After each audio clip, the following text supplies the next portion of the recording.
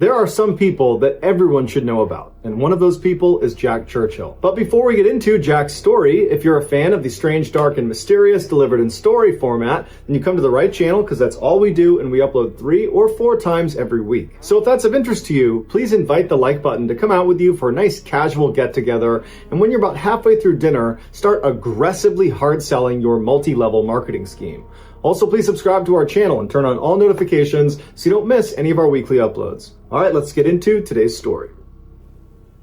In 1926, Jack Churchill graduated from one of the UK's most prestigious military academies called Sandhurst, thus becoming an army officer. His first assignment was to an infantry unit stationed in Burma, but when he got there, it was peacetime, so Jack didn't have much to do. But instead of just sitting around all day, Jack did what any other restless young military officer would do, and he mastered the bagpipes, despite being 0% Scottish.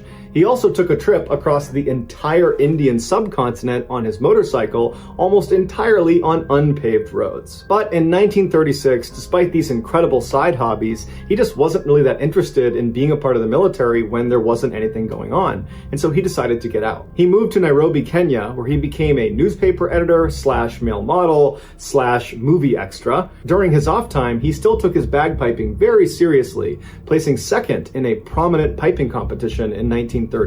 He also picked up another hobby, archery, and he became so good at it so quickly that he was chosen by England to represent them in the Archery World Championships in 1939. Later that same year, when World War II broke out, Jack decided now's a good time to get back into the army. So he rejoined the army and he was promptly sent to France to help defend their borders against a potential Nazi invasion. But shortly after Jack arrived, Hitler was able to push through those defenses and he launched a brutal blitzkrieg campaign against the Allies in France. Blitzkrieg is a military tactic that's basically an all-out attack all at once with everything you got. So planes, tanks, artillery, infantry, you just send all of it in an attempt to overwhelm your enemy before you run out of resources. And in this case, Hitler's blitzkrieg was successful. In just 6 weeks, they not only invaded France, they conquered it. But during that 6-week battle for France that the Allies ultimately lost, Jack made a name for himself by employing 2 particular weapons that nobody else in World War II was using. He is the only one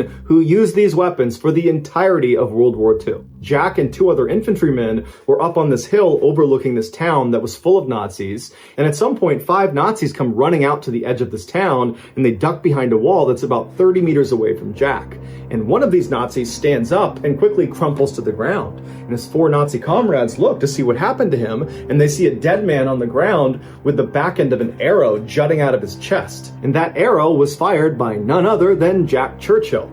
Because for the duration of World War II, he didn't carry a gun. He didn't need a gun. Instead, he carried a bow and arrow and a long broadsword. Although periodically he would scoop the weapons up off of dead enemy soldiers, and he would fire those. When asked why he didn't just carry a gun in the first place, he responded, "Any officer that goes into action without his sword is improperly dressed." From then on, he became Mad Jack, and his peers loved him, but his leadership hated him. They said he was setting a terrible example, that no one should be running around with a sword and a bow and arrow. But he was so effective, they let him continue.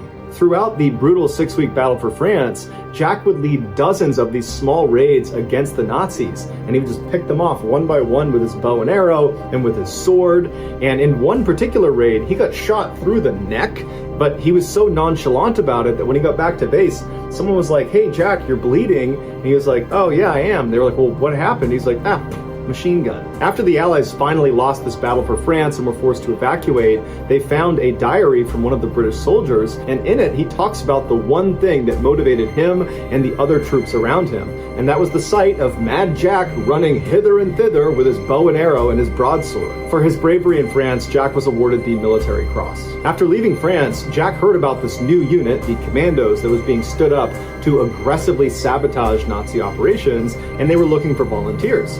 And Jack didn't know much about what they were going to do, but they promised combat, and so he was all for it, and he volunteered. The commando unit would go on to become the famous British Special Forces, and the training they put Jack and the other volunteers through was absolutely brutal. And Jack just loved it. He loved being in the Commandos. After graduation in 1941, Jack was put in command of a commando unit that was tasked with going to this Norwegian town of Vågsøy and taking down a Nazi garrison there. And so they loaded up into their amphibious landing craft, and Jack's got his kilt on, and he's got his bagpipes, and he plays the bagpipes on the entire transit over to Vogsoy to pump up the commandos. And then Jack's landing craft was the first to reach the shores, and when its ramp came down, Jack was the first off, and he just kept playing his bagpipes, despite the fact that the Nazis now see them, and they're shooting at them. So rounds are impacting around him as he's blaring his bagpipes, and only when he finished his song did he shoulder his bagpipes, pull out a grenade. He saw some Nazis running along the ridgeline. He throws a grenade at them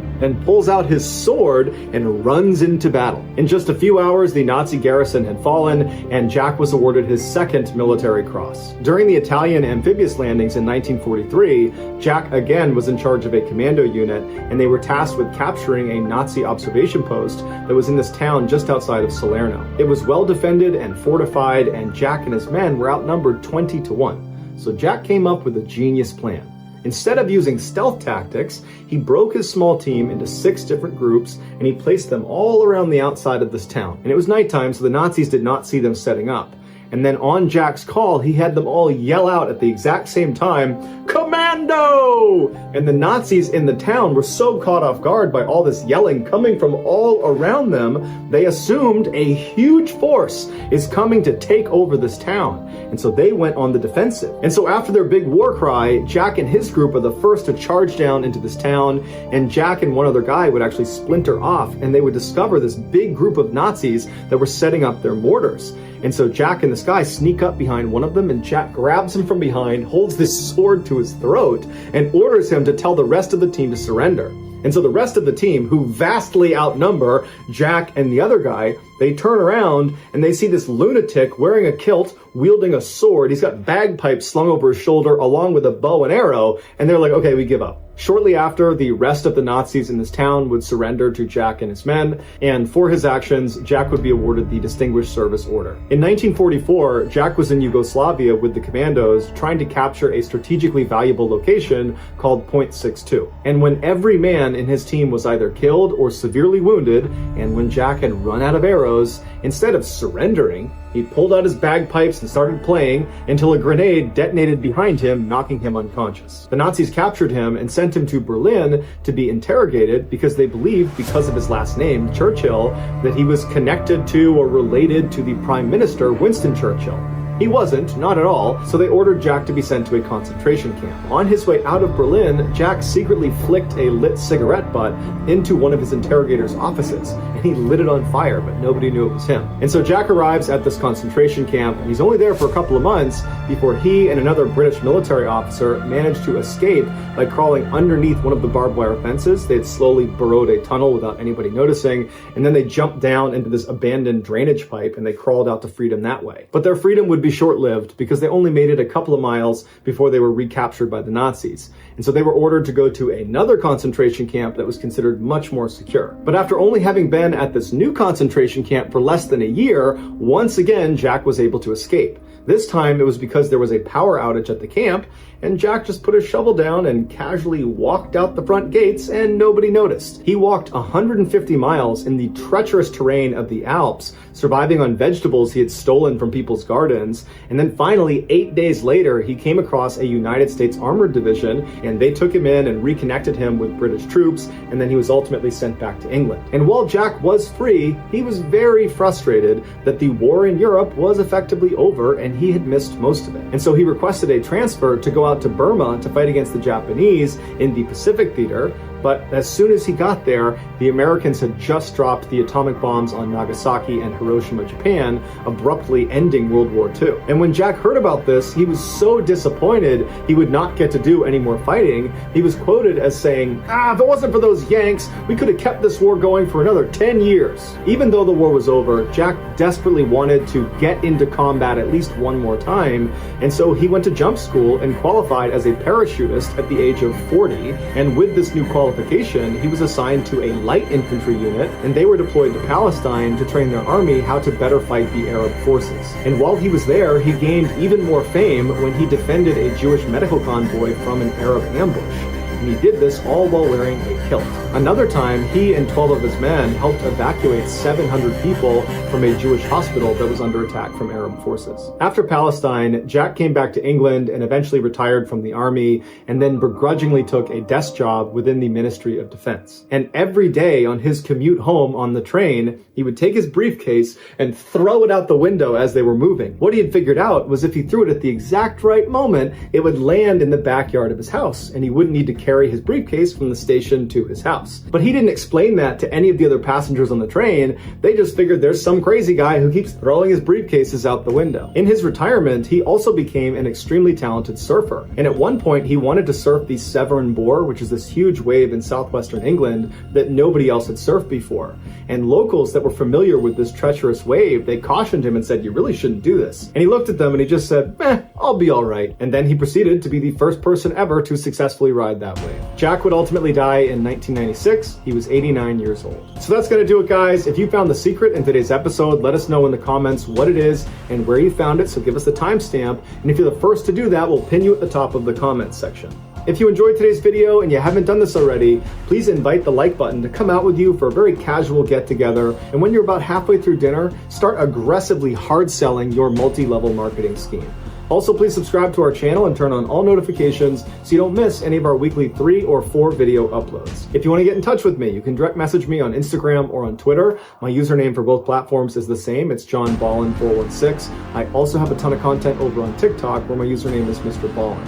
I also have a second YouTube channel called Mr. Ballin Shorts where I post random short videos.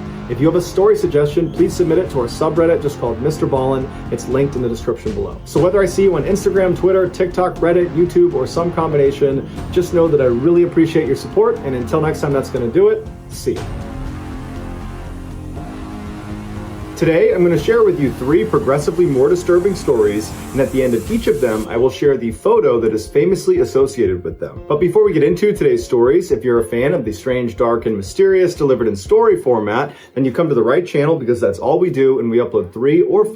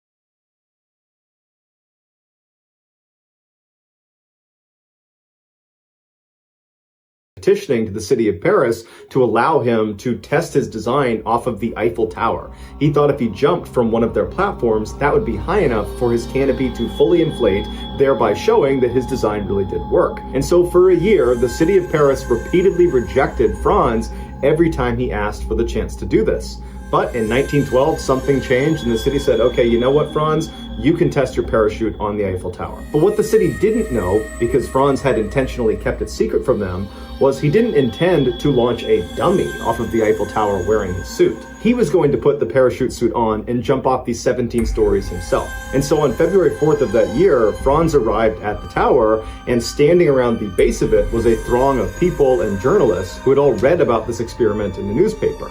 And so when Franz got out and promptly put on his parachute suit, the crowd gasped. They couldn't believe he was going to be the one jumping off of the tower. And none of Franz's friends or family knew he was going to be jumping off the tower himself, and so they pleaded with him not to do this. Throw a dummy off. You should not be jumping off. This is not going to work. Legend has it, Franz turned to one of his friends and he said, "You will see that my 72 kilos and my parachute will give your arguments the most decisive of denials." Then Franz promptly turned around and began walking up the stairs towards the platform. And with him was a journalist who brought a camera. Once Franz reached the platform, the journalist began filming him, and his video would capture Franz climbing up onto the railing and then hesitating. And he anxiously begins kind of rocking back and forth like he's debating whether he's really going to do this. And then at some point, he works up the courage and he jumps. And immediately his suit collapses and he slams into the ground, dying instantly. Another cameraman was on the ground and he filmed Franz's final jump. Here is a still shot of Franz right before impact.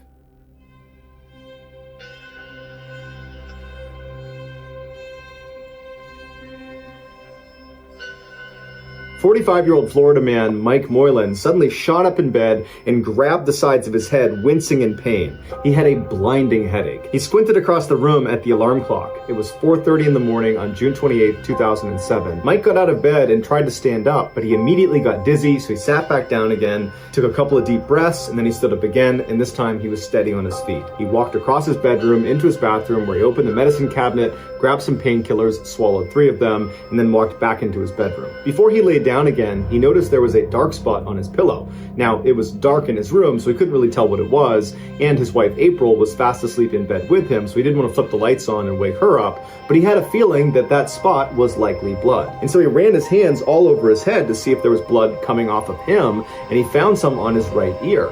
And so he thought to himself, well, I guess my wife must have elbowed me in my sleep. That's why I'm bleeding, and that's why my head hurts. And so feeling content that that was what happened, he laid back down and waited for the meds to kick in so he could sleep. But after 30 minutes of complete restlessness, not only had the meds done nothing, it seemed like his headache was getting progressively worse and his ear continued to bleed. And suddenly Mike thought to himself, wait a minute, what if I have an aneurysm that's burst? And that's why there's blood leaking out of my ear onto the pillow. A brain aneurysm is the bulging or ballooning of a blood vessel in the brain, and if it ruptures, it can be fatal. And so now, feeling scared that he was dying, Mike woke up his wife April and told her, we gotta go to the hospital right away. And April, who's half asleep, seemed very confused, but eventually got the message, and they got up, they hopped in her car, and she drove them to the emergency room. As soon as they got there, doctors x-rayed Mike's head. Afterwards, when Mike and April were sitting in an exam room, a nurse walked in holding onto an x-ray image, and she held it up to the light and she pointed to a foreign object in Mike's skull, and she says, well, it looks like you got shot. Mike couldn't believe it, and neither could the nurse or any of the doctors. He should have been dead. April, who was apparently so overcome with emotions, ran out of the room, and Mike was quickly ushered into emergency surgery, where after a couple of hours, they were able to remove the bullet from his head. As Mike lay in his hospital bed recovering from the surgery with his wife next to him, the police showed up and began asking questions about what happened. And they initially just believed that a stray bullet must have entered the home and struck Mike in the side of his head. But after speaking to the couple, April revealed that she slept with a pistol underneath her pillow and that maybe it had fired accidentally. And then when they really dug into this and they asked her more questions about this gun underneath her pillow, her story began to unravel, and eventually she would confess that she had in fact tried to kill Mike and shot him while he was sleeping. She told police the reason she did it is she had recently destroyed one of the couple's successful businesses, but Mike had not found out about it yet. And so she decided she would kill him before he could find out. After her confession, Mike was crushed and felt like an idiot, but he would tell police that there were a couple of red flags about his wife that he noticed on the night he actually woke up with this headache.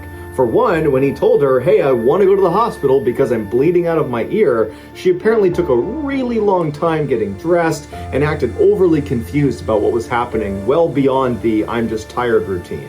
And then when they got in the car and were driving to the hospital, she was driving impossibly slow, and he was asking her to speed up, and she just wouldn't. And so Mike realized now that what she was really doing was hoping if she just delayed long enough, he might die before they reached the hospital. Obviously, he did not. April was jailed on attempted murder charges, but just a year after being in prison, she was released on a plea deal. Here is the image of Mike's x-ray where they discovered he had a bullet in his head.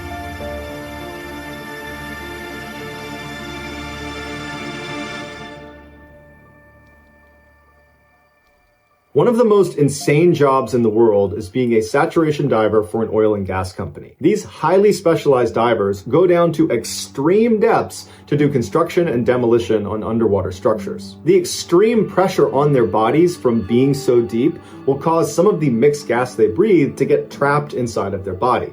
Now, this is harmless while it's happening, so while they're down at depth, this doesn't matter. But when they ascend, they have to do what's called decompression stops, where they basically stop in the water column at certain depths and just wait and allow these trapped gases to naturally come out of their body.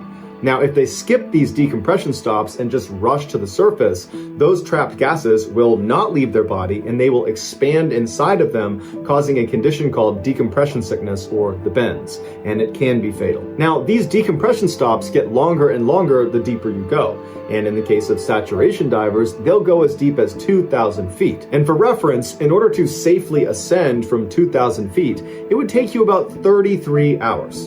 And so these oil and gas companies can't afford to have their divers taking 33 hours in between dives, and so they came up with a clever workaround. They built a pressurized chamber system on board ships and oil rigs where their divers would live in between their dives. And what this did was, by keeping their divers constantly under pressure, either literally underwater or in this system, the trapped gases inside of them didn't have a chance to expand, and so their divers couldn't get the bends. The divers would live inside of this incredibly cramped chamber for weeks at a time, getting transported to and from the seafloor inside of this small pressurized sphere that's called a dive bell that could detach from the chamber without totally depressurizing the whole system. At the end of these divers' multi-week shifts, they would do one long decompression stop inside of the chamber. And then when they were done, they'd step out of the chamber and they'd be fine again. In September of 2012, a 32-year-old saturation diver named Chris Lemons was on board a dive ship in the middle of the North Sea. He, along with 11 other divers, had just started a 4-week-long saturation shift. On the 12th of that month, Chris, along with 2 other divers named Dave and Duncan, were scheduled to perform routine maintenance on an oil platform 330 feet below the surface. The North Sea is notorious for terrible weather, but this day the weather was especially bad, and they considered not doing the dive, but ultimately they decided to do it anyways. As Chris, Dave, and Duncan put on their diving equipment and climbed from their living chamber through the tunnel into the dive bell, the captain of the ship navigated directly over this oil platform and then flipped on autopilot mode, which activated dynamic positioning. Now, dive ships rely heavily on dynamic positioning, which is really just this high-tech computer that makes sure as soon as you turn it on that the ship does not move from a particular spot in the water. So regardless of the swells and the wind, the ship stays steady. And this is really important when you have divers in the water, because the dive bell is connected to the ship and the divers are connected to the dive bell. And so if the ship is moving all over the place, so is the dive bell, and so are the divers, making it impossible for the divers to do their job. Once the captain had the dynamic positioning up and running, the 3 divers sealed the door of the dive bell behind them, and then the dive bell was detached from the chamber and then lowered through a hole in the middle of the ship into the ocean. Once the bell got down to 330 feet, Chris opened up a hatch on the bottom of the dive bell that led directly into the water. Now, because the pressure inside the bell matches the pressure outside the bell, water does not come in through this hole. Duncan was the bellman for the night, so he would not be going out and doing any diving. He would be staying in the bell to support Dave and Chris. And so he helped them get their big helmets on and connected their umbilical to each of them. Sat divers, when they're outside of the bell, are completely reliant on their umbilical.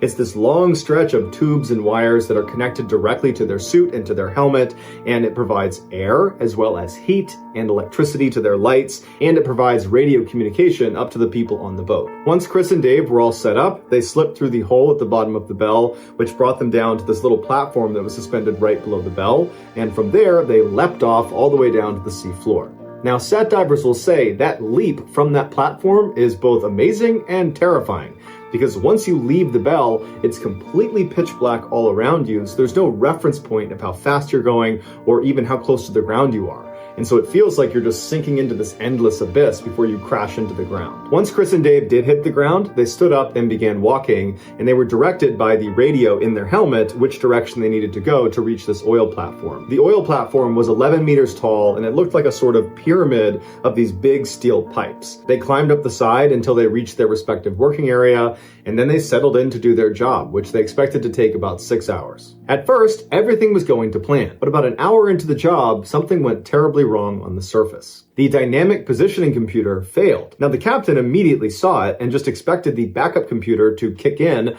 and take over.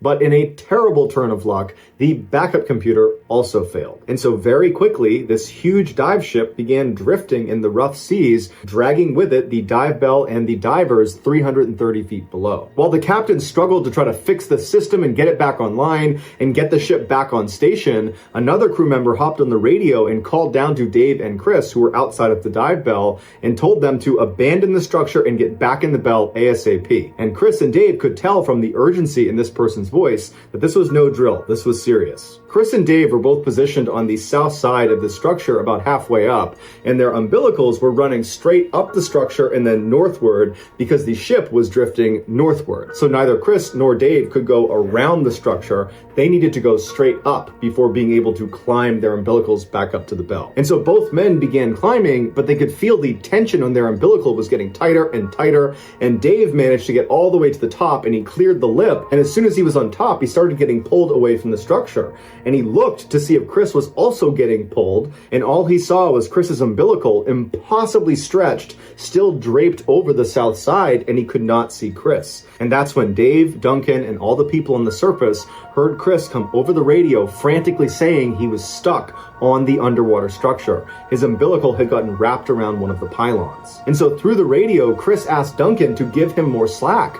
But Duncan said, "There is no more slack. We are completely tight here. You have to get it free." And Chris would say, "I can't unfree it. It keeps getting tighter and tighter. I can't get it off the pylon." And so Dave jumped down onto the platform and tried to pull himself over to Chris, but his own umbilical was getting pulled towards the dive bell, and so he could not help Chris.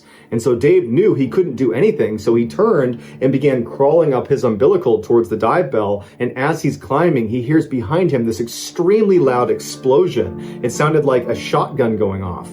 And what it was Chris's umbilical snapping under the tension. As soon as the umbilical snapped, it sent Chris flying backwards off the structure, falling towards the ocean floor. Without his umbilical, he wouldn't have had light, he wouldn't have had a radio to talk to anybody up on the boat, he wouldn't have had heat, and the water was just barely above freezing, and so he would have been very cold very fast, and he would not have had an air supply.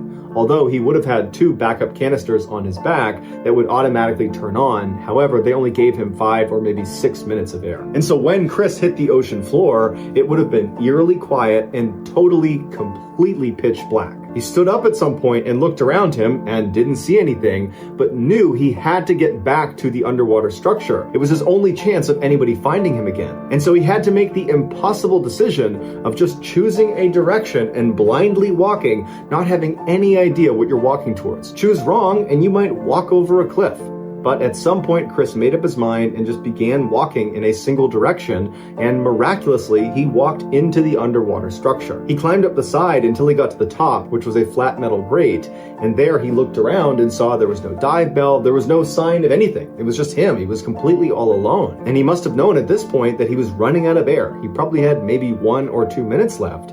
And so he would have been acutely aware that even if they're looking for him, they're not going to find him in time. He's going to die. And at some point, breathing would have become extremely difficult until there was no more air, and then he would have passed out and keeled over. Back on the surface, the captain was desperately trying to use manual controls to pilot the ship back over where Chris was, but because of how rough the seas were, it was proving to be nearly impossible. As the captain struggled, other members of the crew launched a remote-controlled vehicle into the water to at least go down and try to find Chris. And so they decided they would just pilot straight to the underwater structure and begin looking around that area. And so for a few anxious minutes, the crew on board the ship watched the camera, which was the live feed coming from this underwater vehicle, as it went through totally dark water. And then at some point on the screen, the structure just appeared, and the vehicle, as it went up towards the top, it got a look at the very top of the structure, and on the screen they saw Chris lying on his side, totally motionless. At this point, he had been without air for at least 20 minutes. In a last-ditch effort, the captain decided to completely power off the ship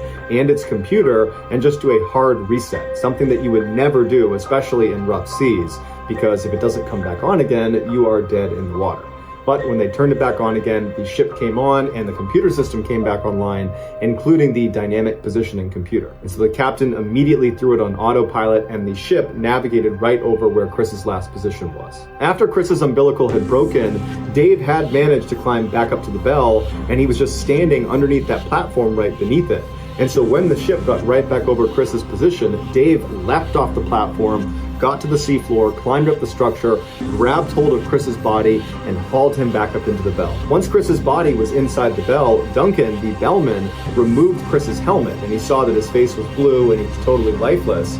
But Duncan immediately just gave him mouth-to-mouth resuscitation. And after giving him 2 big breaths, Chris came back to life. He started gagging and coughing, and he's looking around wide-eyed, and Duncan and Dave are looking at him like, you gotta be kidding me, you're supposed to be dead. And after about 30 seconds, the color in Chris's face had totally come back, and he was looking at Duncan and Dave and asked them, what happened? And Duncan and Dave didn't have an answer for him. And so instead, all 3 men just started laughing and hugging. They could not believe it. Once Chris was brought back up to the ship, the dive medic looked at him and concluded that nothing was wrong with him. He was perfectly fine, despite the fact he had been without an air supply for over 30 minutes. And 3 weeks after the incident, Chris was back down saturation diving again. Today, scientists don't know how Chris survived. The leading theory is that it was just so cold, it slowed his heart and his brain down, and that somehow kept him alive.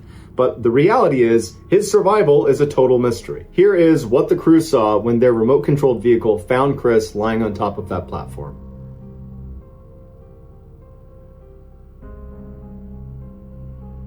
So that's going to do it, guys. If you found the secret in today's episode, let us know in the comments what it is and where you found it, so give us the timestamp. And if you're the first to do that, we will pin you at the top of the comments section. If you enjoyed today's video and you haven't done this already, the next time the like button asks for a phone charger, give them your broken one that only works when you bend the cord at a certain angle. Also, please subscribe to our channel and turn on all notifications so you don't miss any of our weekly 3 or 4 video uploads. If you want to get in touch with me, you can direct message me on Instagram or on Twitter. My username for both platforms is the same. It's JohnBallin416. I also have a ton of content over on TikTok where my username is Mr. Ballin. I also have a second YouTube channel called Mr. Ballin Shorts, where I post random short videos. If you have a story suggestion, please submit it to our subreddit just called Mr. Ballin. It's linked in the description below. So whether I see you on Instagram, Twitter, TikTok, Reddit, YouTube, or some combination, just know that I really appreciate your support, and until next time, that's going to do it. See ya. Today, we're going to look at 3 places you can't go and people who went there anyways. But before we get into those stories, if you're a fan of the strange, dark, and mysterious delivered in story format, then you've come to the right channel, because that's all we do, and we upload 3 or 4 times every week. So if that's of interest to you, please offer the like button a nice glass of sweet tea, but instead give them a glass of iced tea. Also, please subscribe to our channel and turn on all notifications so you don't miss any of our weekly uploads. All right, let's get into today's stories. In 2019, Robert Nishimoto was a 71-year-old retired professor of sociology from the University of Southern California. After his retirement, he had moved back home to Hawaii to spend his twilight years with friends and family. On Saturday, November 2nd of that year, Robert suddenly felt motivated to go out into his backyard and finally do a huge cleanup. His grass was fine, he took care of that, but the very back of his property was totally overgrown with bushes and shrubs, and the trees were totally long and had not been trimmed in some time. And so he figured he would just go back there and hack a bunch of it down. And so that morning, he rounded up all of his yard working tools and he headed out to the back of his property and he got to work. And all day, his neighbors saw him slowly making progress as he kind of hacked his way towards the back of his property. And by the evening that night, it looked like he was almost done. 2 days later, on Monday, Robert's friends were at their favorite restaurant in town waiting for Robert to show up for lunch. This was something they did all the time. But Robert was running late, so one of them texted Robert to ask where he was, but he didn't get a response. After waiting for almost an hour and a half, his friends grew concerned because Robert was not the type of guy to just blow off a lunch meeting and not tell anyone where he was. He was far more likely to be the guy that showed up early and then hounded the others about where they were. And so the friends decided they would just drive by Robert's property to make sure everything was okay. But when they pulled onto a street, they saw down the end of the road in front of Robert's house were fire trucks and police cars and tons of commotion. It would turn out nobody had seen or heard from Robert since 2 days earlier when he was out in his backyard doing that yard work. And when his family had tried to get in touch with him all weekend, they hadn't been able to. And so finally, on this Monday, right as the lunch friends are arriving at Robert's property, Robert's own family had called the police to do a welfare check on Robert. And what they discovered was horrifying. A police officer had gone up to Robert's front door and knocked. There was no answer, the door was locked. So the officer went around to the back of the house and knocked on the back door. Again, there was no answer, but the back door was open. And so the officer opened it up, he yelled for Robert, there was no answer. The officer stepped inside to just have a look around to make sure Robert was okay. And he went room by room and there was nothing in there. He's yelling out for Robert, there's no sign of him, there's no sign of a commotion or anything. And so he turns around and goes back out the back door into the yard and he looks towards the back of the property and he sees there's some yard working tools that are just laying on the ground, and next to it looks like there's some sort of divot in the ground. And so it intrigued the officer, so he began walking across the yard towards these yard working tools and this divot. And as he got closer and closer to this divot, he saw there was a small hole in the center of this divot in the ground. And so the officer made it right up to the edge of this strange indentation on the ground, and he looked into this little hole, and then all of a sudden the ground kind of collapsed into itself, revealing a 2-foot wide hole where the small hole had been. The officer jumped back to keep from falling in, and after a few moments, he stood back up and he walked very cautiously to the edge of this hole, and he tried to shine his light down into it, but he couldn't see the bottom. It was obviously a very deep hole. And so he carefully moved forward, testing every step to ensure the ground was not going to erode underneath his foot. And then finally, he got right to the edge where he could shine his light all the way down to the bottom, 22 feet below, and there on the bottom was Robert's body. In cities, people are afraid of falling into manholes. In parts of Hawaii, people are afraid of falling into lava tubes. These tubes form during volcanic eruption. When the lava flow is flowing downstream, it begins to cool, and the exposed section of lava starts to harden and creates this sort of shell around the lava flow that's traveling underneath it. And that lava will continue to flow for months until it completely drains and leaves behind this hollowed out shell that makes this massive tube underground called a lava tube. And over time, nature just kind of reclaims the outside and inside of these lava tubes, giving the impression from the top looking down that it's just normal earth with trees and plants growing on top of it, but really underneath it is this massive underground hollowed tunnel. Robert fell through what is called a skylight, which is a small hole at the top of one of these lava tubes. Because Hawaii is known for having lava tubes all over the island, residents have to be aware of skylights when they're walking around the island. But luckily, in the high trafficked areas, they're very easy to identify and nobody's scared about falling into them. But if you go off the beaten path on the island to areas that are not particularly well trafficked, like Robert's super overgrown back part of his property, you could run into an undiscovered skylight. And experts say those skylights are difficult to identify because a lot of times in these areas that are totally overgrown and off the beaten path, the grass and the brush have kind of grown over the hole, and so you wouldn't necessarily see it. It would look like solid ground when in reality it was a death trap. Freediving is one of the most dangerous sports in the world, even though technically pretty much anybody who's ever swam before has then also free-dived, because all freediving is diving underwater without the use of a breathing apparatus like a scuba tank. But when people talk about freediving, they're not talking about the kids down at the local swim club. They're talking about those crazy people that go out into the middle of the ocean, take huge gulps of air, and then dive down to unbelievable depths and stay down there for several minutes before returning to the surface. And within this already extreme sport, there's an even more extreme version of it called no limits. Instead of the diver taking that big gulp of air on the surface and then turning around and thinning themselves down to depth, or pulling themselves down on a weighted rope. In no limits freediving, the divers are allowed to use whatever they want to get as deep as they can possibly handle. Again, the only rule is you can't use a breathing apparatus. The most common no limits technique is to grab hold of this sled that is connected to this bottom weighted vertical cable, and the freediver holds onto that sled. It's released from the surface, and the sled rockets down to whatever their desired depth is, and the diver just holds on. And then once they reach the bottom, the diver then turns a switch which shoots air into this big balloon that's attached to the sled, and once the balloon is filled enough, it will pull the sled and the diver who's hanging onto it back up the cable, back up to the surface. Normally, a no limits freedive using this technique takes approximately 3 minutes start to finish. The reason no limits is considered a more extreme version of freediving is because it allows the divers to go to these extraordinary depths that they physically are not capable of getting to on their own. We're talking about over 100 meters below the surface. There's just no way a person can just kick themselves down there. You would need the sled. And then conversely, you would not be able to swim 100 meters back up to the surface before you drown. You would have to use that balloon.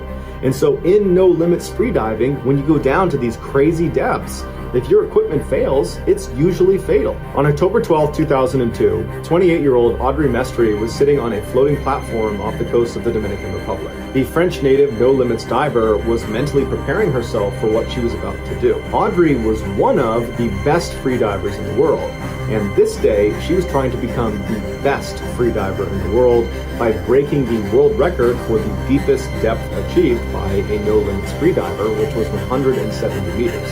And that record was actually held by her husband, Pippin Ferreras. But as she sat on that platform, doubt must have crept into her mind, because storm clouds began to roll in, and in the world of no limits freediving, where so many things can go wrong, there's no reason to add in another risk factor like bad weather. It could affect the people on the surface that are trying to support you. It could affect the line that you're using to bring you down to depth. It's just an unnecessary risk. Also, Audrey was using a new piece of equipment. She had a slightly thinner cable that was going to bring her down to the bottom that her sled was attached to, but she didn't know if it would work for this deep of a dive. And her husband, who was in charge of safety for this dive, had been criticized in the diving community for rushing this record attempt, that he hadn't done enough preparations. There weren't enough medical staff. There wasn't enough standby divers that were going to be on site or on shore at the time of this dive. And Audrey was aware of these criticisms because her husband was regularly criticized in the no limits freediving world, because 6 years earlier, he had had 2 separate people on staff die during different diving accidents, and people accused Pippin of being very reckless. But despite all of these red flags and reasons not to do this dive on this day, Audrey was really confident and wanted to do this, and so she signaled to her team that she was ready to start. She zipped up her yellow wetsuit and then checked her sensors and video cameras she'd be using for the dive, and then she put on her fins. Meanwhile, her husband checked the balloon that was there to inflate and bring her back up to the surface. And because this piece of equipment was so crucial, Pippin insisted he was the only one that could touch it, even though normal procedure was that at least 2 other people would inspect the balloon before the no limits dive. But regardless, after Pippin inspected the balloon bag and determined it was good to go, he signaled to Audrey to tell her it was time to start. She slipped off the platform and waded her way over to the 200-pound sled that was going to take her the equivalent of 2 football fields below the surface. Just before Audrey gave the final go-ahead to actually release the sled and begin this dive, she did a procedure known as packing, where freedivers basically take a full breath of air in and then gulp down additional bits of oxygen to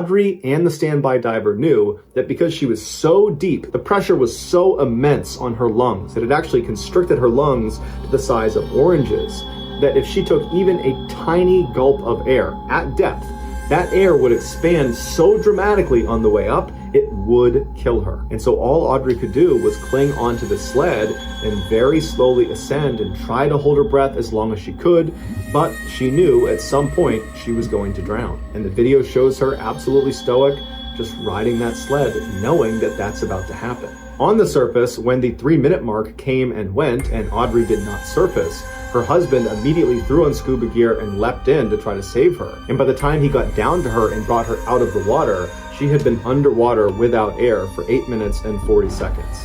When she was put on the boat, she had a pulse, but there wasn't a doctor on standby to treat her right away, and Pippin had kept her underwater for a couple additional minutes, trying to resuscitate her underwater. Audrey was ultimately rushed to a hospital where she was later pronounced dead.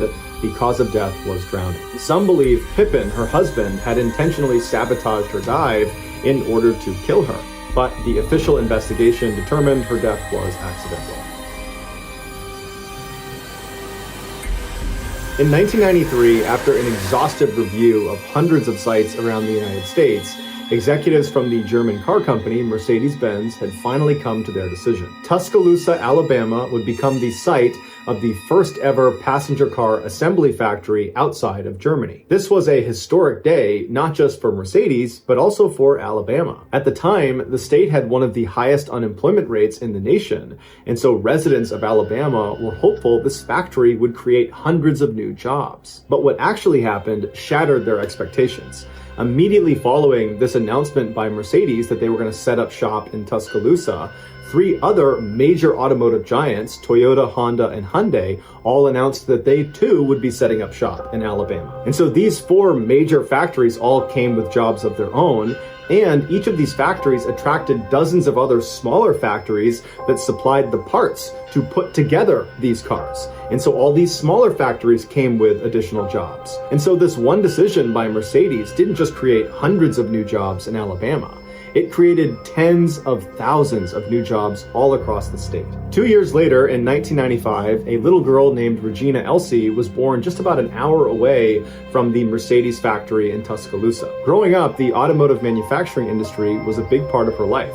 Her family worked in the factories, and as a kid, every day when she went outside, she would see dozens of these 18-wheelers come bombing down the road in front of her house, carrying car parts on their way to one of the many factories. Regina was a reserved and quiet kid. She loved to read, she was a good student, and she loved animals. She would take in stray animals. Any animal she could find, she would bring it back home to her house, but her favorite animal was her dog, who she named Cow. She dreamed of becoming a pediatrician, and so after high school, she enrolled in a local community college on a federal grant, with plans to eventually transfer out to Auburn University, where she would finish her degree and then hopefully go on to medical school. But while she was at the community college, she fell in love with a local boy named Dan, who she'd actually gone to kindergarten with. And before long, the two were engaged to be married. The young couple wanted to move in together, but they didn't have enough money. Regina was a full-time student, so she didn't have an income, and Dan barely made minimum wage working as a shelf stocker at Walmart. The only way they could get their own place would be if Regina dropped out of school and got a job too. This was a difficult decision for Regina because she still wanted to be a pediatrician, but at the same time, she was really excited about her future with Dan, and so she thought, I'm only 20 years old, I can always come back and get my education later and become a doctor later. And so in January of 2016, she disenrolled from her classes and went out looking for a job. A month later, she landed a job as an assembly line worker at a car parts supplier factory where her stepfather and one of her sisters currently worked. It was called Agin USA, and they supplied parts to Hyundai and to Kia. Regina's mother told her that it was not a great place to work, that she had worked at 2 other similar auto parts supplier factories, and the pace and pressure was unbearable. Car part suppliers are known for being under intense pressure to reach their quotas every single day. Failure to do so, even by a slim margin, can lead to massive fines imposed on them by their customers, like in this case, Hyundai and Kia. This immense pressure on these suppliers often leads them to overwork their employees, like Regina. And the employees develop a sort of production at all costs mentality because they see their employer only cares about hitting their daily quota. And so employees will cut corners and skirt safety regulations to ensure they stay on their quota. But after Regina's mother approached her and told her about all these horrible things about the auto parts supplier factories, Regina said, "I got bills to pay." She'd already moved into a house in southeastern Alabama near the Agen factory. She was living there with her fiance Dan and her beloved dog Cow. She had bought herself a brand new car, which she was very proud of, and she had found herself the perfect wedding dress that fit her just right, but it cost $4,000. And so Regina was not about to walk away from this job. She needed the money. When she first started at Agen, she was put on temporary status, which meant she only made $8.75 an hour. In order for her to make more money, she would need the company to shift her to full-time status, which came with a $1.75 per hour raise. Determined to show the company she was worthy of being shifted to that full-time status, Regina volunteered for 12-hour shifts, 7 days a week. But by June of that year, after 6 months of this hellacious work schedule, Regina was over it. And she went to her parents' house, she laid on the couch, and she told them that she just couldn't do it anymore. And in fact, she was going to start looking for other work, preferably something she could do part-time, so she could go back to school and continue to pursue her career as a pediatrician. And her family was relieved and excited to see her get her life back to normal. A few days later, on June 18th, Regina, who was still employed at Agen, was working the day shift at the factory. Her job that day was to oversee a robot that would weld on these metal pillars onto the front right and the front left of the car where the side view mirrors would attach to. This robot looked like a giant arm protruding from the ground, where at the end of the arm, where the hand would be, were 2 welding tips that stuck out about 4 inches each. The robot was surrounded by this huge chain link fence that was there specifically to keep the employees from getting too close to it while it was in operation. Regina would oversee this robot via a computer screen outside of that cage. At some point in the afternoon, as Regina is monitoring her computer, it comes across the screen that there is a stud fault on robot 23. Now, her robot was not Robot 23, it was the robot adjacent to her station, but the person in charge of overlooking Robot 23 was a part of her team, and her team had a daily quota to hit. And so having Robot 23 down directly impacted Regina. And so Gina stepped away from her computer, she walked over to the outside of Robot 23, she spoke to the team member, and they decided it was best to just call maintenance and have them come by and try to clear the fault. A security camera inside of the factory was aimed down at Regina and her coworkers as they stood outside of the metal cage around Robot 23 waiting for maintenance. But after quite a while, maintenance still hadn't shown up, and it was obvious the team was getting very anxious. They know every second that robot was not operational, they were hurting their chances of reaching their quota, which the company would be very upset about because they'd be hit with a big fine. And so at some point, Regina just kind of says, screw it, I'm gonna fix the fault myself. And so she picks up a small tool that looks like a screwdriver, she opens up the cage to Robot 23, and she steps inside and walks right for the stem of the robot. When she gets over to it, she has her back to the robot's arm that's behind her, and she begins doing something with her tool to the stem of the robot. And whatever she does, it works because the robotic arm behind her springs into life and immediately goes back into the action it had been trying to perform before it failed. And that action involved swinging back in Regina's direction. And when it did, those 2 4-inch welding tips at the end of the robotic arm were driven directly into Regina's back, impaling her. Her coworkers saw it happen and hit the emergency shutoff switch, but it didn't power down the robot until after it had thrust Regina across the cage and pinned her up against the wall. And so with this robot now powered down, the welding tips were now run all the way through her upper back and pressed up against the wall. She was literally pinned to the wall like tacking up a piece of paper with 2 tacks in a corkboard. She slouched over, but her eyes were wide open. She was conscious, but she didn't make a sound. Nobody knew how to release Regina from the robot's grasp.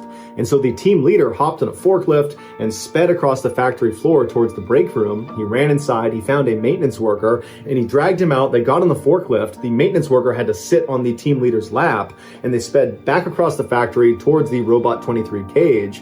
When they got there, they took this maintenance guy and basically thrust him into the cage and told him to get Regina out. But the maintenance worker didn't speak any English. He was terrified at what he was seeing Regina the way she was. He didn't really know how to fix the situation. Tempers were flaring, and before long, the maintenance worker just got overwhelmed and ran away. away. When emergency crews finally arrived several minutes later, Regina was still pinned by this robot. She was conscious, her eyes were wide open, and she was still totally silent. And they were able to get her off. They sent her to a hospital, and then she was transported to a trauma center, but it was too late. The damage that had been done to her by getting impaled by this robot was just too extensive, and she died at the hospital. It would turn out Regina's company, Agent, had not properly trained her or any of her coworkers. Agent's policy was to hire people and as fast as possible, get them on the floor, helping them reach their quota. And so as a result, Regina and her team members had no idea about a so-called lockout procedure, where if you're going to go inside one of these robots' cages, you need to make sure the power switch has been locked out, meaning it will not turn back on if you fix the fault that has caused your robot to stop. All Regina and her coworkers knew is that the most important thing is hitting your quota at the end of the day. And so that was the reason Regina went inside of the cage, and that was the reason Regina was killed. Agent ultimately pleaded guilty to not having properly trained Regina, leading to her death, and they paid the family $1.5 million. So that's going to do it, guys. If you found the secret in today's episode, let us know in the comments what it is and where you found it. So give us the timestamp. And if you're the first to do that, we will pin you at the top of the comments section. If you enjoyed today's video and you haven't done this already, please offer to get the like button a nice glass of sweet tea, but instead get them a glass of regular iced tea. Also, please subscribe to our channel and turn on all notifications so you don't miss any of our weekly 3 or 4 video uploads. If you want to get in touch with me, you can direct message me on Instagram or on Twitter. My username for both platforms is the same. It's JohnBallin416. I also have a ton of content over on TikTok where my username is Mr. Ballin. I also have a second YouTube channel called Mr. Ballin Shorts where I post random short videos. If you have a story suggestion, please submit it to our subreddit just called Mr. Ballin. It's linked in the description below. So whether I see you on Instagram, Twitter, TikTok, Reddit, YouTube, or some combination, just know that I really appreciate your support, and until next time, that's going to do it. See ya. Today, I'm going to share 3 stories that scared me. But before we get into those stories, if you're a fan of the strange, dark, and mysterious delivered in story format, then you come to the right channel because that's all we do, and we upload 3 or 4 times every week. So if that's of interest to you, please kidnap the like button, tie them up, and then forcibly brush their teeth and then make them drink orange juice afterwards. Also, please subscribe to our channel and turn on all notifications so you don't miss any of our weekly uploads. All right, let's get into today's stories. In 2010, Kayla was a senior at the University of California, Santa Barbara, a big party school. And one Friday evening, Kayla and her friends were at a big party, and Kayla was having a great time, but she was starting to feel really tired. And so she asked her friends if maybe they wanted to leave early, but none of them did. And so Kayla left on her own. Luckily, her house was just down the road, and so she was at her front door in a matter of minutes. That night, her 2 roommates, who were also college seniors, had decided to stay in and just have a nice night with a couple of friends having some wine. And so when Kayla walked inside, she happened to turn to the right, and she looked on the closest wall where there was a sofa, and she saw there was a guy laying there with a blanket up to his chin, and his eyes were wide open. She didn't recognize him, but he was staring at her, and she figured, oh, he must be a friend of her roommates. But as she walked across the room, she kind of glanced back at him, and he had pulled the covers down slightly, and he had lifted his head up, and he was staring at her kind of menacingly. And so Kayla got a really bad vibe from this guy and just kind of hustled into her room, shut the door behind her, and locked it, something she never did. And a few minutes later, she was in her bed and she was passed out. A couple of hours later, she woke up to what sounded like tapping on wood. And so she sat up in her bed and she's kind of looking around. She had a couple drinks the night before and she's half asleep, so she's a bit disoriented. But finally, when she gets her bearings, she realizes this tapping sound is the sound of someone drumming their fingers on the outside of her door. And so she's looking at her door, wondering who would be doing that. And then all of a sudden, the drumming stops and it's replaced by the sound of this person scratching on the outside of the door. And so now Kayla's thinking, okay, is this guy who was out on that couch, is he playing a joke on me? And so she's sitting there wondering if she should just go over there and open the door and tell him to stop. But before she gets out of her bed, the scratching gets louder and louder and louder until it's so loud that it's kind of menacing. And so Kayla decides she's not going to go out there. And so instead, she pulls out her phone and she texts her roommate and says, hey, can you please come out in the living room and take care of your friend who's harassing me? But she doesn't get a response from that roommate, and the scratching is just still loud as ever. And so she texts her other roommate the same message, come out and take care of your buddy here. But again, she doesn't get a response. And now the scratching on the door has stopped, and it's been replaced by jiggling of her doorknob. And so now Kayla is just mad because this is obviously a prank, and it's a dumb prank. And so she yells out, "Hey, stop!" But it doesn't do anything. And so now Kayla's like, okay, I gotta call my roommates, wake them up, they'll come out and they'll handle it. And so she calls one of her roommates, and they do pick up this time. And Kayla angrily tells them, "Hey, come out into the living room and tell your friend to knock it off. He's totally harassing me." And her roommate was confused. She's trying to make sense of what Kayla's saying, and she says, "Kayla, what are you talking about? What friend are you talking about?" And Kayla says, "The guy sleeping on the couch, the guy in our living room sleeping on the couch." And her roommate said, "Kayla, we didn't have anybody over last night. Is somebody out there? You need to call the police." Kayla's adrenaline surged, and she very calmly told her roommate, "Lock your door immediately." And right then she noticed the jiggling of her doorknob and the scratching, and it all stopped. And Kayla's wondering, where did this guy go? And then after a couple of seconds, she heard extremely loud banging coming from across the house where her two roommates shared a room. And it was the sound of this guy trying to smash down their door. And so Kayla's screaming, her roommates are screaming. Kayla manages to dial up 911, and before long there are sirens outside, and Kayla hears the sound of this guy run across the house, and she hears the sliding door open and shut. Police come inside, they search the property, and there's no sign of this guy, and so Kayla and the roommates come outside. They talk to the police, and the police bring them over to their side door, and they show them on the outside there was all sorts of scratch marks all over the doorknob and right around the latch. And they said it looks like he was able to jimmy his way into your house through this door. And so then they asked the girls to give their statement about what happened, and they started with Kayla. They went over to her bedroom door so she could demonstrate what happened, and that's when they noticed there were all these scratch marks and gouge marks all over the outside of her bedroom door, and all over the doorknob, and all over the latch. And on the ground was a pair of scissors and a knife. And the police told Kayla that it looks like he used those scissors and that knife to open up the side door, and he was trying to use those tools again to open up her door, but for whatever reason, he just couldn't do it. They told Kayla that most likely when she went in the front door, she caught this guy off guard. Maybe he was trying to rob the place, maybe he had just broken in, but either way, Kayla got in and ruined his plans. And so he leapt onto that sofa, the one against that inner wall, to kind of tuck himself away in hopes that maybe Kayla wouldn't look over and see him. And they told her that most likely when she made eye contact with him, she became a witness and therefore a target of opportunity. And had she not locked her door, who knows what would have happened. In 2004, 16-year-old Misty Tasker was a typical American teenager living in Live Oak, Florida, which is a small rural town right in the middle of the state. One Saturday evening in January, she and her mother attended a church service.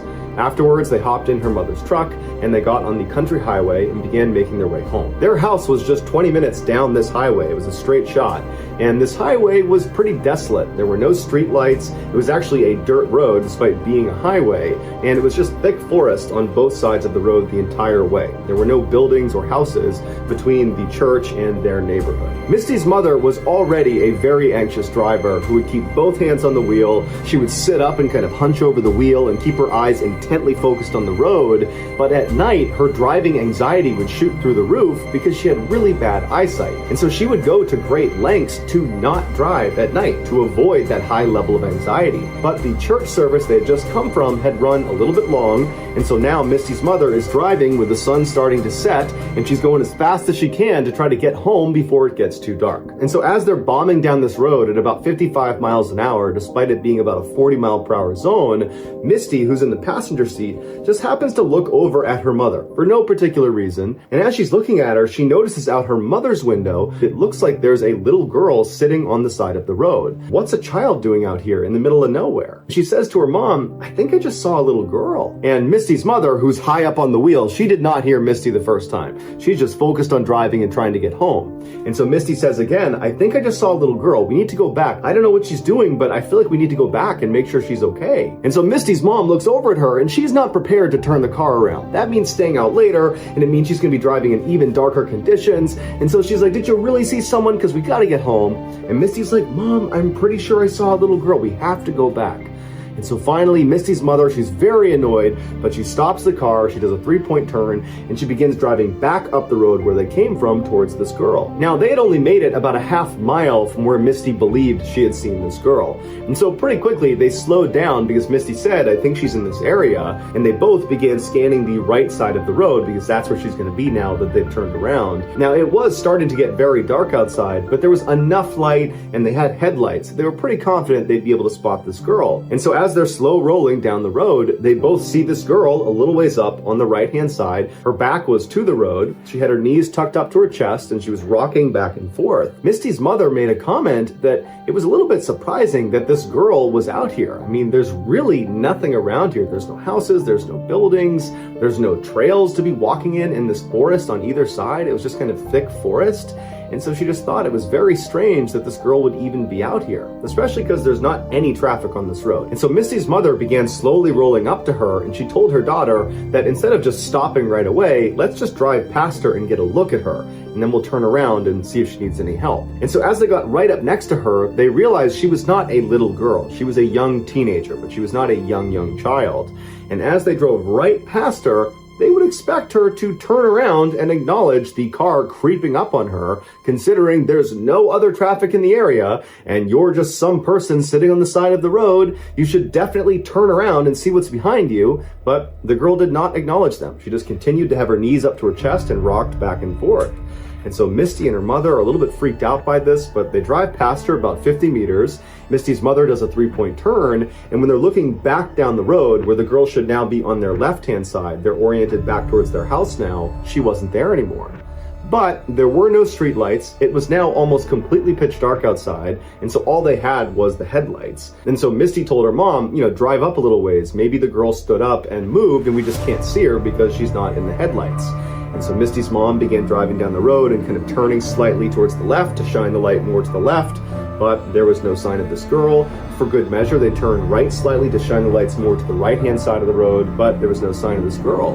And so Misty and her mother just slow rolled back down the road, kind of keeping their eye out on both sides. But after traveling for several minutes, going about 5-10 miles an hour and seeing no sign of this girl, they decided that, well, she must have just gone back into the woods and gone back to wherever it was she came from. And so Misty's mom began picking up speed, and before long they had gone maybe 2 or 3 miles away from where they'd seen this girl, and they were coming up to this 4-way intersection with stop signs all around. And as they were getting close, Misty's mother gasped because on the other side of the intersection, on the right-hand side, was this girl sitting on the side of the road. She's got her back to the road, her knees are up, and she's rocking back and forth. And so Misty's mother pulls up the stop sign and then just sits there. And both women are just stunned at what they're looking at. They had just seen her 2-3 miles back down the road. It wasn't possible for her to get all the way up here. And so Misty's mother looks at her daughter and says, do you think it's a different girl?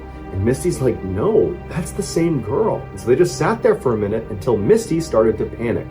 And she said to her mom, don't stop. I got a bad feeling about this girl. I don't know what's going on, but you can't stop next to this girl. But Misty's mom, she was definitely weirded out by this situation, no doubt.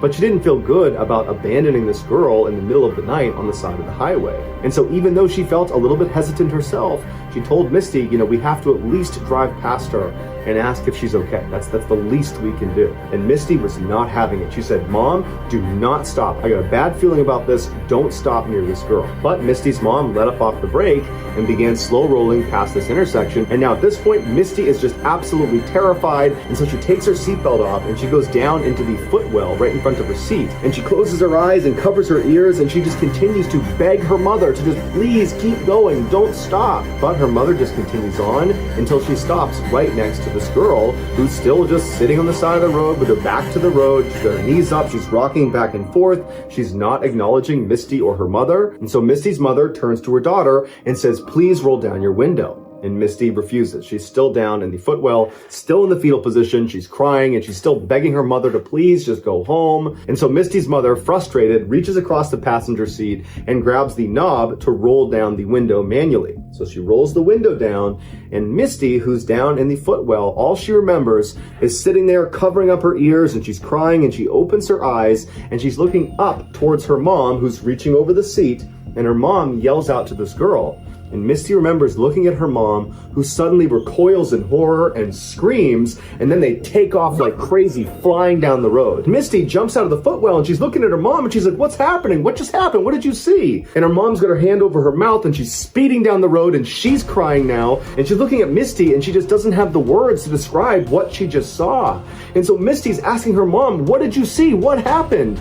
And finally her mother just said, she didn't have a face. She didn't have a face. It was hollow. There was nothing on her face when she looked at me. And so Misty screams and she's crying and her mom is crying, and they speed home. They're home just a couple of minutes later, and they run inside, practically falling over each other to get in the house. And as soon as they get inside, Misty's mom calls 911, and she didn't even know how to describe what she just saw. But she knew it was too embarrassing to try to describe it as some girl without a face sitting by the highway. And so she just told the police that they had seen a girl they think needs help. And so the police, they went out and they searched that entire stretch of highway. They looked for any sign of anybody out there, but there wasn't. There was never any trace of that girl. In 2016, a 25-year-old Wall Street banker named Matt was camping near Mount Rainier in Washington state. His job was so hectic that in the rare times he got a chance to, he would disappear into the wilderness for a few days to clear his head. Despite living in one of the biggest cities in the world, Matt was actually a very competent outdoorsman. And so for this trip, he decided he would stay way off any trail, deep in the backcountry in random locations.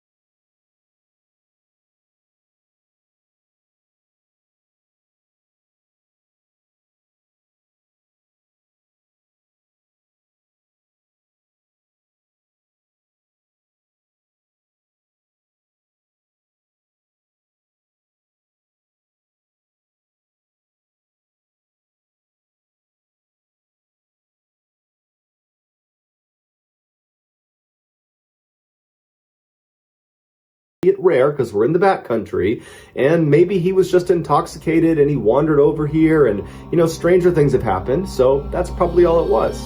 And so Matt felt like there was nothing to worry about. He packed up his campsite and he began hiking into the forest. Matt didn't have a planned route. Instead, he had a map and a compass, and he began just kind of wandering in the forest, kind of exploring wherever he wanted to go. And over the next 2 days, he covered at least 10, maybe 15 miles in kind of random zigzag directions. He found a nice clearing and he set up another campsite.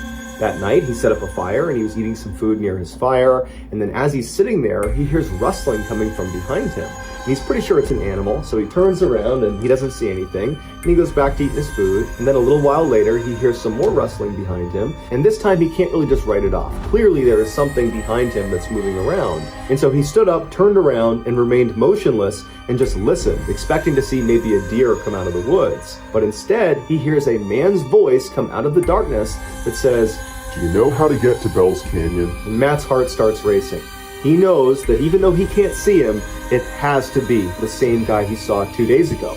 because they are in the middle of nowhere. He hasn't seen any other hikers or campers or anyone, and clearly this guy has the ability to sneak up on him, and so he's thinking, what does this guy want? I just spent the past 2 days hiking in random directions for 15 miles, and he must have followed me. And so Matt, not knowing what else to do, just says, I don't know where Bell's Canyon is. And then there's silence.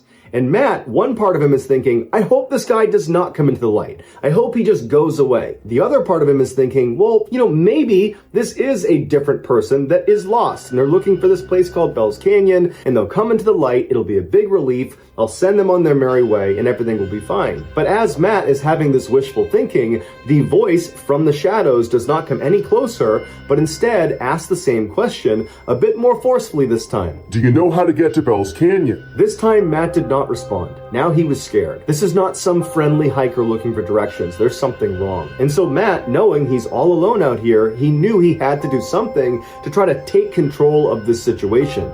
And so he took a deep breath, he reached down and grabbed his flashlight, and in one swift motion, he lifted his light up and shined it in the direction of this guy's voice. And what he saw was this guy from 2 days ago looking out from behind a tree right in Matt's direction. He was hiding from him. And when the light hit him, the man barked at Matt to aim it away. And Matt kind of instinctively lowered his light, but now he was too scared to raise it again, and now he knows it's the same guy. This guy has been following me for 2 days. And so for several minutes, Matt just stood there absolutely terrified, and this guy, he just stayed out there. Matt didn't hear him move. It was just a complete standstill. And then the silence was broken yet again by this voice, except somehow he had moved even closer to Matt. And when he came through asking the same question, Do you know how to get to Bell's Canyon? His voice was so close to Matt that Matt got scared and raised his light up, and the man was standing just a few feet away from him. And this time, the man's eyes got wide like they did the first time they saw Matt, and he turned around and he ran into the forest again. Matt, not knowing any better, just began running after him, but he only ran for about 30 seconds before he realized the terrain out here is so rough. He's gonna fall, get hurt, he's gonna get lost, and this guy's already long gone. He somehow managed to run immediately so far away, and so Matt just goes back to his campsite, and he's thinking to himself, what do I do? I have no cell phone service, I'm at least 3 days away from my car, and I'm in the middle of nowhere. No one even knows where I am because I didn't chart a course. I didn't tell anyone where I was gonna be. And so Matt just grabbed his knife and stood in the middle of the campsite, and for hours and hours he just kept looking around, expecting this guy to just show up again or start speaking to him from somewhere out in the darkness. It was absolutely horrifying. Finally, by about 3 in the morning, Matt was so tired that he had to go to sleep. He hadn't heard this guy again, he didn't see him again, and he figured, I need a little bit of sleep because tomorrow he's gonna pack up his campsite and begin this epic journey back to his car. And so he climbed in his tent and he had a very restless next couple of hours. And when the sun came up, Matt jumped out of his tent, packed up his stuff, and began practically running in the direction of his car. All day as he was hiking, Matt kept looking over his shoulder, expecting to see this guy, because clearly he had followed him for multiple days, over 15 miles,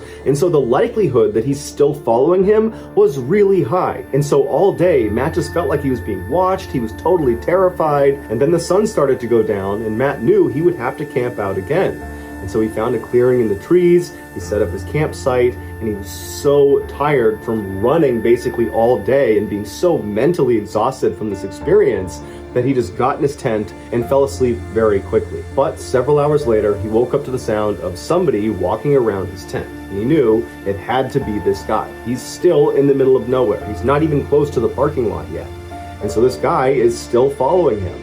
And so Matt sat up in his tent, he clutched his knife, and for hours and hours and hours, all night, this guy just walked around his campsite. And then around 4 or 5 in the morning, he scampered off. When the sun finally came up, Matt leapt out of his tent, packed up his stuff, and literally just began running in the direction of his car, hoping that maybe he could get there before needing to camp out one more night. And so all day as he moved, he's looking over his shoulder, knowing this guy is following him. At this point, it's not even a question. He's somewhere in the forest, but he could never see him. And unfortunately, as the sun was setting, he knew he was not going to be able to make it to his car. He was just too far away.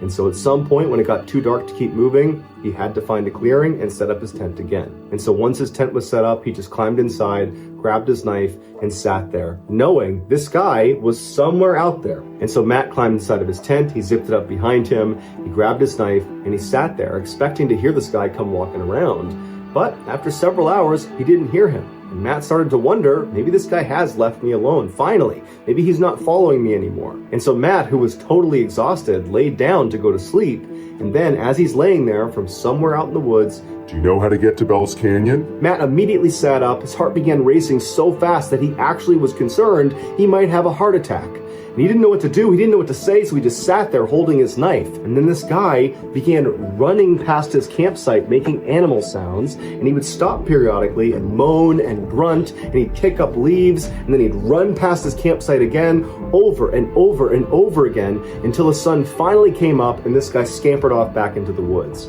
Matt didn't waste any time. He leapt out of his tent, packed his stuff up, and ran all the way back to his car. When he finally got inside of his car, shut the door, and locked it, he cried tears of joy. He was so unbelievably relieved. And he peeled out of the parking lot. He got to a nearby hotel. He finally got cell phone reception, and he considered calling the police about this guy, but he thought, what am I going to tell them? He didn't commit a crime. He was just terrifying. And so he decided not to call the police. He finally flew back to New York, and he just had to accept that there was some strange guy out in the wilderness of Washington state who was able to hunt him over 3 days and 30 miles in rugged terrain without the use of a flashlight, without any gear, and all he ever said to Matt was, Do you know how to get to Bell's Canyon? So that's going to do it, guys. If you found the secret in today's episode, let us know in the comments what it is and where you found it, so give us the timestamp, and if you're the first to do that, we will pin you at the top of the comments section.